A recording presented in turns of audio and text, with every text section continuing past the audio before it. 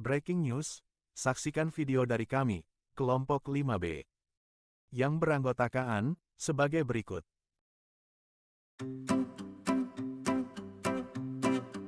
Apa itu modal sebagai faktor produksi pokok usaha tani? Jadi modal usaha tani adalah seluruh kekayaan perusahaan yang digunakan dalam usaha tani tersebut. Selain itu, fungsi modal dalam usaha tani dapat meningkatkan pemakaian tenaga kerja, misalnya di daerah yang tanah pertaniannya terbatas. Terdapat 4 karakteristik jenis modal dalam budidaya usaha tani, yaitu modal sendiri, modal pinjaman, modal tetap, dan modal tidak tetap. Modal sendiri adalah modal yang dikeluarkan petani itu sendiri yang berasal dari tabungan atau sisa dari hasil usaha tani sebelumnya. Modal pinjaman adalah modal yang didapat petani di luar pendapatan petani yang berupa kredit formal, kredit non-formal, dan kemitrausahaan. Modal tetap, modal yang tidak habis dalam satu kali produksi.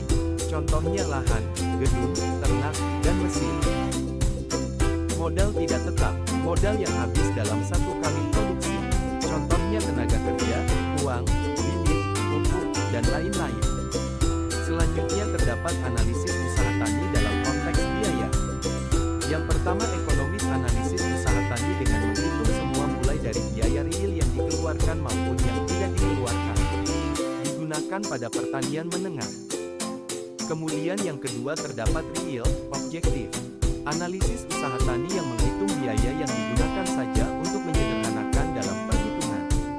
Kemudian selanjutnya, terdapat yang namanya sumber pembiayaan usaha tani. Terdapat 3 sumber pembiayaan usaha tani, yaitu pembiayaan jangka pendek, pembiayaan jangka menengah, dan pembiayaan jangka panjang. Sumber pembiayaan jangka pendek yang dimiliki pribadi yaitu laba ditahan, penundaan pembayaran pajak, dan persediaan biaya depresiasi. Sedangkan yang bersumber dari luar adalah pinjaman dan kredit. Kemudian sumber pembiayaan jangka menengah, pembiayaan ini mencakup dana selama 1-5 tahun yang digunakan sebagai aset seperti kendaraan, traktor, perlengkapan, dan lain-lain. Dan yang terakhir sumber pembiayaan jangka panjang, pembiayaan ini tidak ada jangka waktunya, namun umumnya digunakan untuk biaya aset jangka panjang, seperti lahan, peralatan mesin, bangunan, dan irigasi. Kesimpulannya adalah, bahwa ilmu usaha tani bisa diartikan juga sebagai ilmu, yang mempelajari bagaimana seseorang mengalokasikan sumber daya yang ada, secara efektif dan efisien, untuk tujuan memperoleh keuntungan yang tinggi pada waktu tertentu. Sekian dari kami, apabila terdapat kesalahan dan kekurangan pada video ini kami mohon maaf. Terima kasih.